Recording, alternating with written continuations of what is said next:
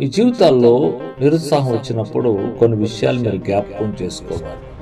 చాలామంది దేవునిపై నమ్మకం తక్కువ, తమ పనిపై నమ్మకం ఎక్కువ, తమ చుట్టూ ఉన్న మనుషులపై నమ్మకం ఎక్కువ, తమకున్న బ్యాంక్ బ్యాలెన్స్ పై నమ్మకం ఎక్కువ, తమ ఇంట్లో ఉన్న బంగారు పైన నమ్మకం ఎక్కువ, తమకున్న ఆస్తులపై నమ్మకం ఎక్కువ.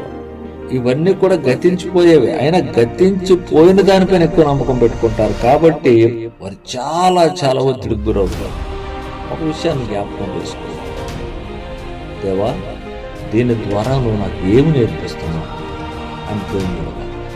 ఎప్పుడైతే నీకు వచ్చిన నిరుత్సాహాన్ని ఒక క్రమశిక్షణలో తీసుకుంటావో అనేకమైన నూతనమైన పాఠాలు నేర్చుకుంటావు. ఆయన ఆలోచనలు కానీ, ఆయన తలంపులు కానీ, ఆయన ఉద్దేశాలు కానీ మనకన్నా ఉన్నతమైనవి, మనకు మంచి చేసేవి.